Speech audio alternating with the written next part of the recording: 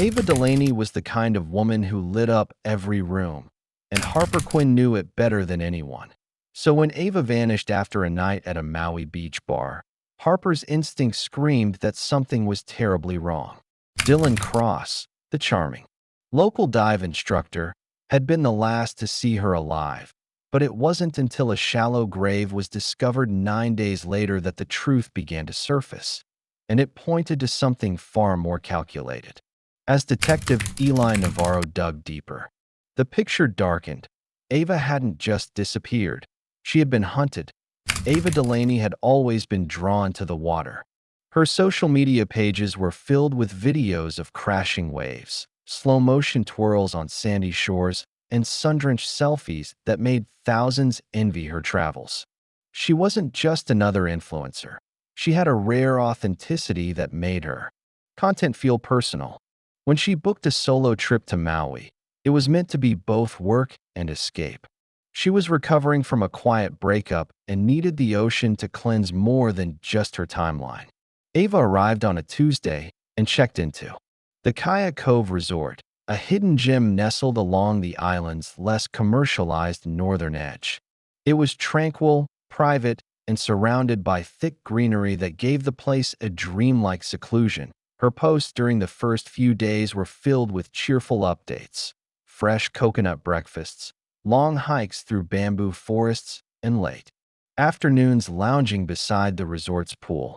Each day ended with sunset shots that her followers eagerly anticipated.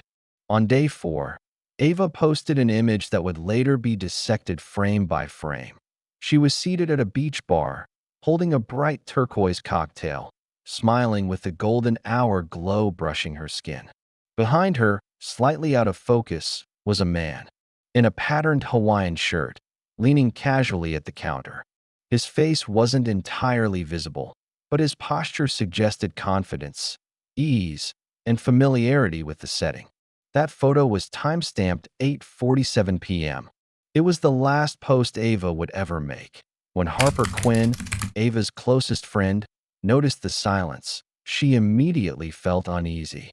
Harper and Ava had been inseparable for years. Though their lives had diverged, Harper worked a high-stress corporate job in Los Angeles and rarely traveled. They spoke every day.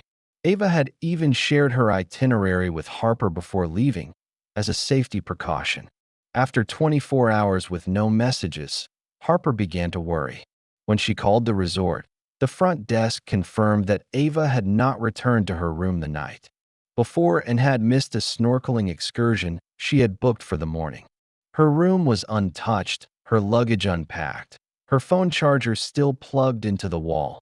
Harper didn't wait. She got on the next flight to Maui. By the time she landed, she had already filed a missing person report and contacted the local police. At the Wailuku precinct, Detective Eli Navarro took the case. He was known for being methodical, soft-spoken, and unrelenting once his instincts locked onto something. He began by reviewing security footage from the resort and nearby establishments. The beach bar camera showed Ava chatting with the man in the Hawaiian shirt around 9:20 p.m. They laughed, leaned in close, and he offered her a drink. Just after 10 p.m., they were seen leaving together, heading down a lit path that led toward the beach. That was the last visual confirmation of Ava's whereabouts. The man was identified as Dylan Cross, a local dive instructor with a reputation for charming tourists. His record included a few public intoxication citations, but nothing serious. When Navarro interviewed him, Dylan claimed that he and Ava took a walk on the beach, then parted ways when she said she was tired. His story was vague, but not implausible. There were no witnesses to contradict it. However, Harper's instincts screamed otherwise. She started scouring Dylan's online presence. His public accounts showed countless beach photos and tagged friends, but one name stood out: Sophie Merritt. Harper remembered Sophie's face from a cold case she had read about months earlier, a missing tourist who vanished under similar circumstances. Sophie had been vacationing in Maui. She too had been last seen with Dylan Cross. Navarro reopened the Merrick file. The pattern was too familiar to ignore. Meanwhile, on the sixth day of Ava's disappearance, a fisherman discovered torn pieces of a floral dress tangled in branches near a cliff. The fabric matched what Ava had been wearing in her final photo. Navarro organized a search party with dogs, drones, and volunteers. On the ninth day, the dogs led the team to a densely wooded area just outside the resort's boundary. Hidden beneath a patch of loosened earth, covered with palm fronds, was a shallow grave. Inside, forensic teams confirmed, was Ava Delaney. Her body was partially decomposed from the heat, but the evidence was intact: abrasions on her arms, fibers under her nails, and a shattered wristwatch that was not hers. The resort paradise had turned into a crime scene. Harper watched in stunned silence as Ava's body was carefully removed, the weight of grief settling into her bones. But in that moment of heartbreak, Harper and Navarro both knew one thing. Someone had gone to great lengths to make Ava disappear, and now the truth was beginning to surface. Detective Navarro stood at the edge of the dig site, staring at the disturbed earth where Ava Delaney had been found. The forensic team moved with practiced silence, collecting samples from beneath her fingernails, photographing every angle, brushing the soil from her skin with care.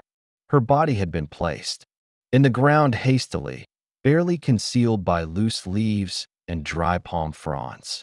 It was clear the killer hadn't expected anyone to find her this soon.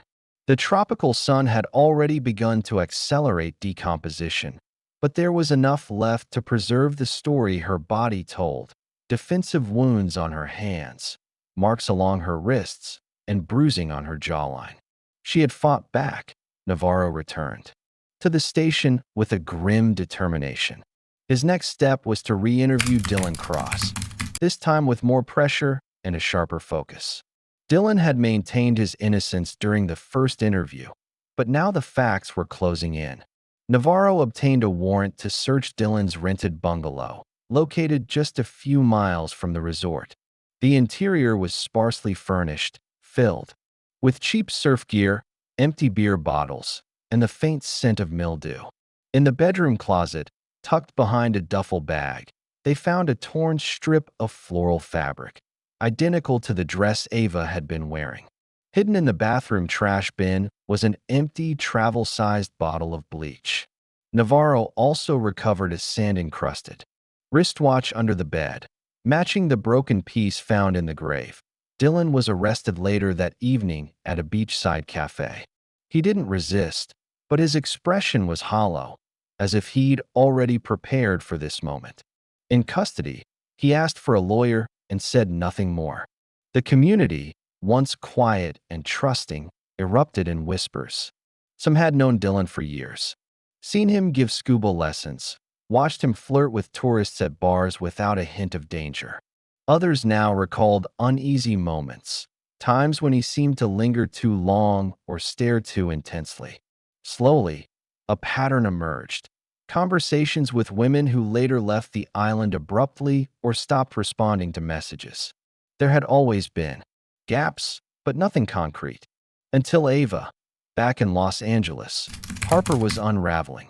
The grief hit in waves, sudden, cold, and impossible to stop. She couldn't understand how someone so full of life could be taken so violently. Yet beneath her sorrow was a pulsing need for answers.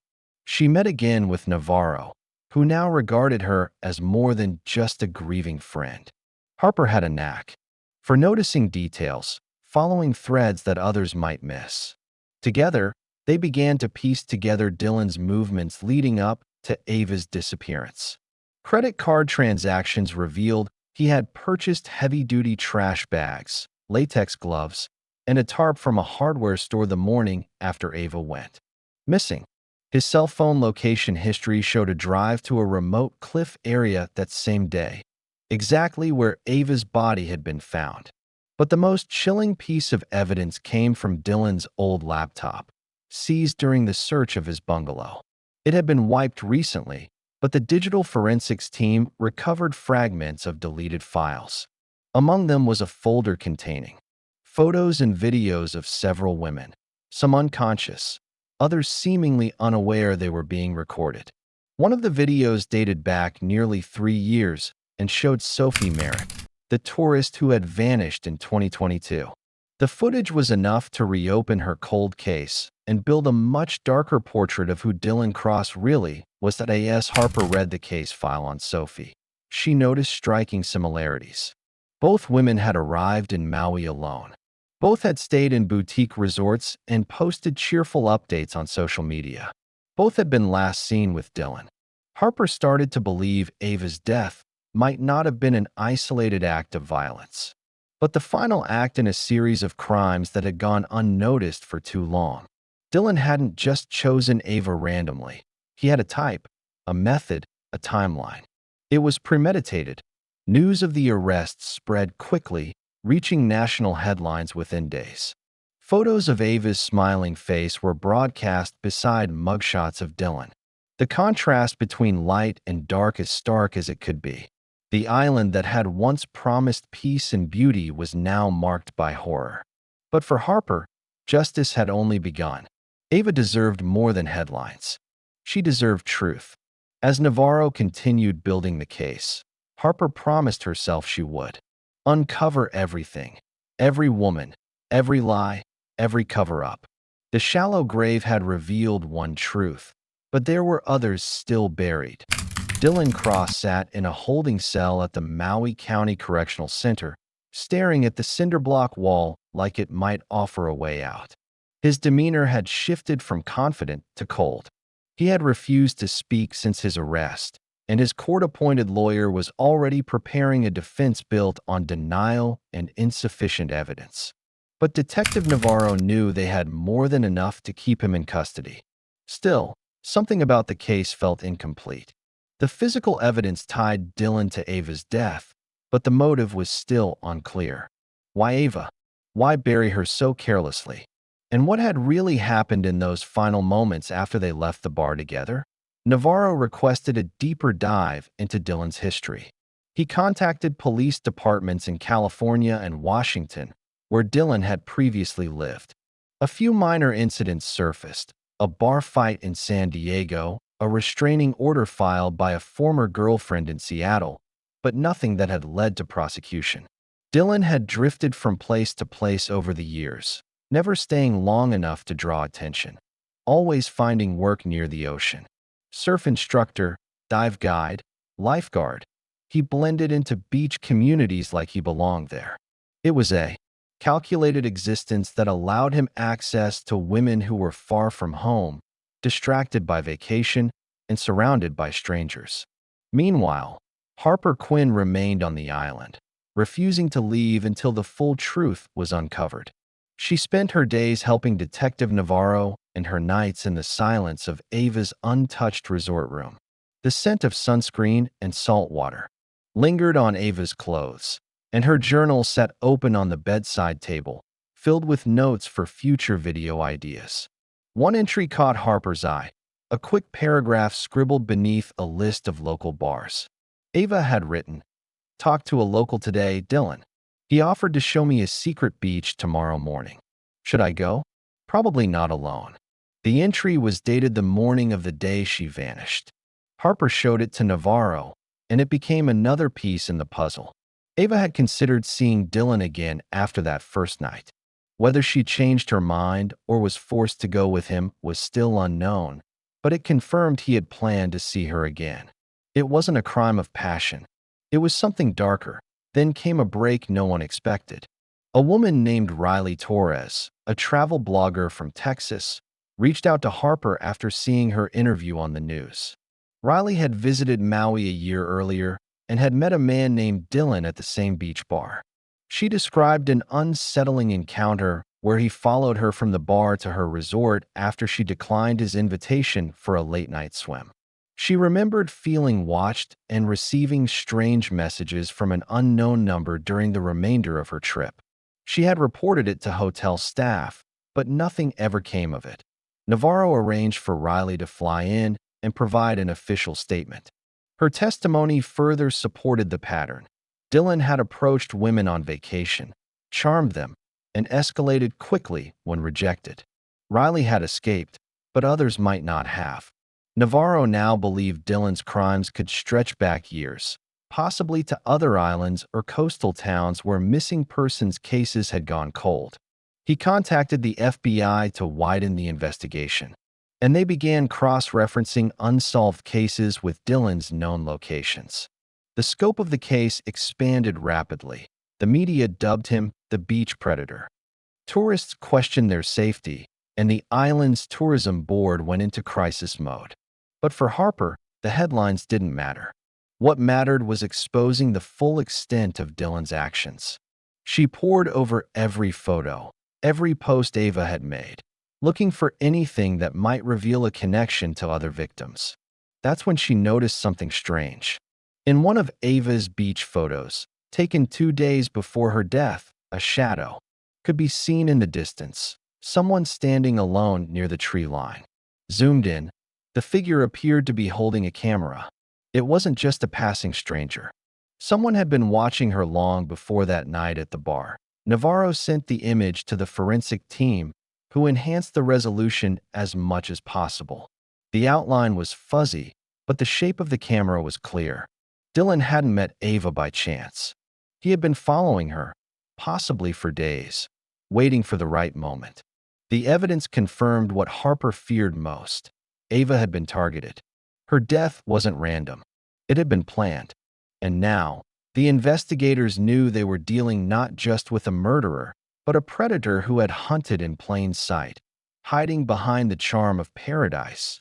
Detective Navarro stood before a wall, covered in photos, maps, and timelines, each piece pinned with color-coded notes connecting Dylan Cross to Ava Delaney and possibly several other women. The investigation had grown beyond anything he initially expected. It was no longer about solving one murder. It was about uncovering how many times Dylan had gotten away with it. Navarro's team, along with the FBI, worked around the clock, analyzing years of travel data, flight manifests, rental agreements, and hotel bookings. Wherever Dylan had worked or vacationed, the agents searched for reports of missing women, assaults, or strange encounters. The connections were murky, but unmistakable. Dylan had moved from place to place like a tide, arriving quietly, leaving just before anyone noticed something was wrong. In Maui, the pressure to close Ava's case intensified. Prosecutors began preparing for trial, but they needed more than circumstantial evidence to ensure Dylan stayed behind bars. The surveillance footage, witness statements, and forensic finds were solid, but it was the digital forensics that held the real weight. Deep within Dylan's wiped laptop, technicians recovered a second hidden directory. Inside were timestamps, GPS logs, and unsettling images.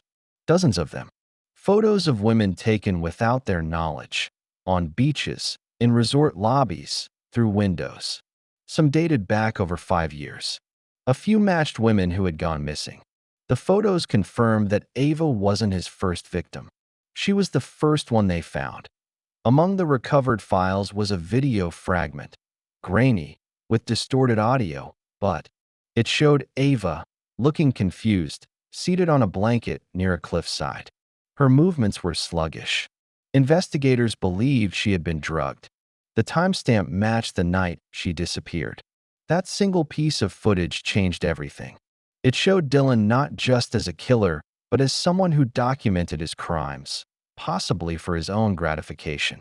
The footage could finally place him at the crime scene and suggest premeditation. For prosecutors, it was the smoking gun. Meanwhile, Harper Quinn remained in Maui, refusing to return home until the trial began. She had become a central figure in the case, both emotionally and publicly. News outlets requested interviews daily, but Harper declined most of them.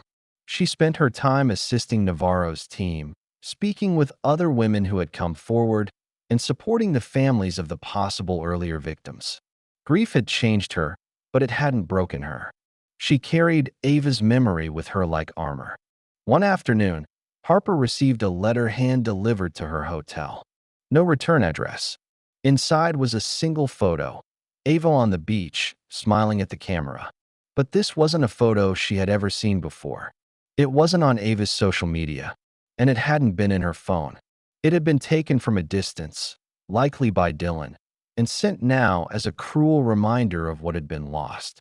The image shook Harper, not because of what it showed, but because it meant someone had access to the investigation's restricted materials, or worse, that Dylan had shared these images with someone else. Navarro brought the photo to the FBI tech team, who discovered embedded metadata linking it to a burner email address, traced to an IP log just 3 days earlier from a public library in Honolulu. The implication was chilling. Dylan hadn't acted alone, or someone had copied and stored his files before his arrest. The theory of a second individual, an accomplice, enabler, or admirer, entered the investigation. Navarro began rechecking Dylan's communication records, visitor logs, and jail correspondence. One name kept recurring: Caleb Rowan, a fellow dive instructor and longtime friend of Dylan's. Caleb had never been interviewed because he had been out of town during Ava's disappearance, attending a certification seminar on another island. But now, investigators weren't so sure. Caleb and Dylan had worked together at dive shops in 3 different locations. They had traveled together often and posted beachside photos going back years. Harper remembered seeing Caleb once in Ava's photos, barely noticeable in the background at a pool bar 2 days before she vanished. At the time, he didn't stand out. Now, he couldn't be ignored. When Navarro's team searched Caleb's home, they found multiple memory cards stashed in a waterproof bag hidden beneath a loose plank in the deck. One card contained photos matching those found on Dylan's laptop. Another held audio recordings, conversations between the 2 men, laughing, planning, recounting their nights with disturbing detail. The theory that Dylan acted alone had unraveled completely.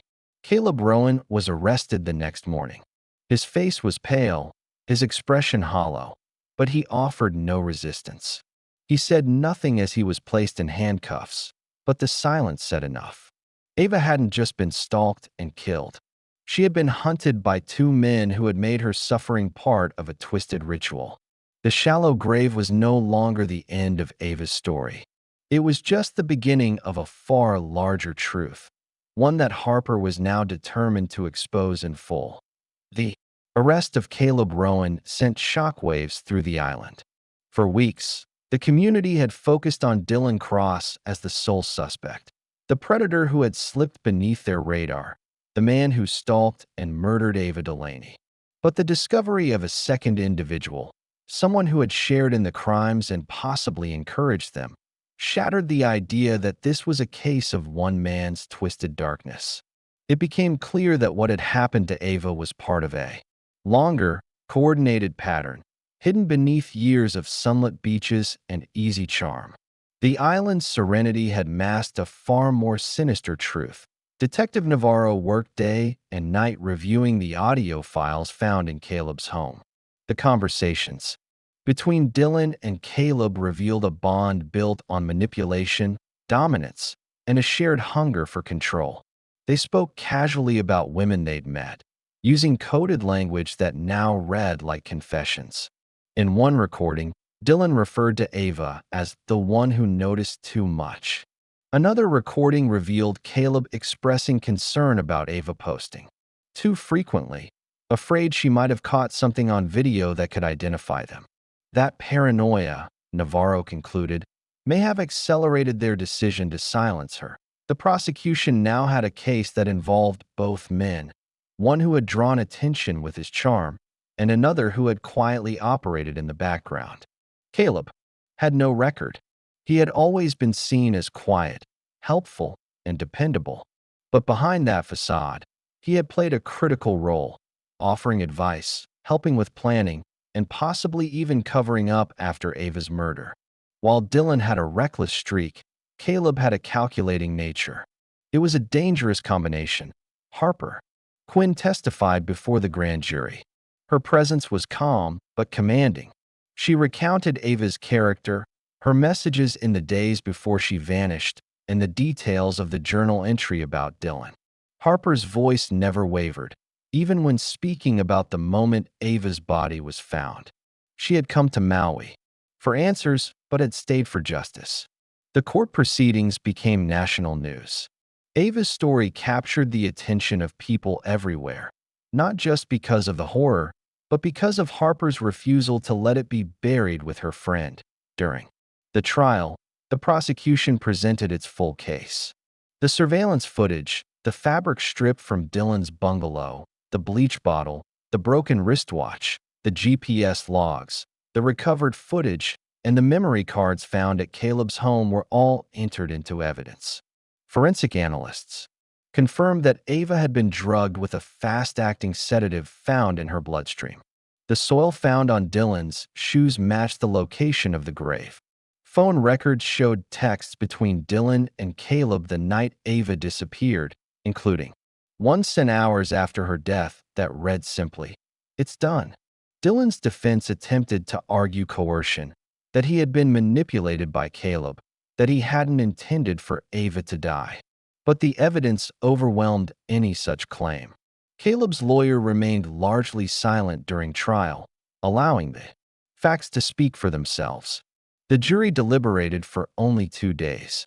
Dylan was convicted of first-degree murder, conspiracy to commit murder, and multiple counts related to other victims who had been identified through recovered evidence. Caleb was found guilty of aiding and abetting, conspiracy, obstruction of justice, and possession of illegal surveillance material. Both men were sentenced to life in prison without the possibility of parole. When the verdict was read, Harper sat in the front row, clutching the last photo Ava had sent her, a sunlit selfie by the waves. There were no cheers in the courtroom, only a heavy silence that came from the weight of truth finally spoken aloud. Outside, reporters gathered, but Harper didn't speak. She walked alone along the beach where Ava had once stood, letting the wind carry her thoughts. In the weeks that followed, Harper launched a foundation in Ava's name, dedicated to supporting women traveling alone, providing safety resources, and aiding investigations into cold cases involving missing persons. Tips began flooding in. Survivors shared stories of encounters that mirrored Ava's, and old leads found new light. Though nothing could undo what had been done, Harper had ensured that Ava's story didn't vanish into the sand. She had turned grief into action, heartbreak into change. The beach where Ava once stood smiling would never look the same again. But it stood as a quiet reminder that even in the most beautiful places, darkness can hide, and that sometimes justice begins with the refusal to forget.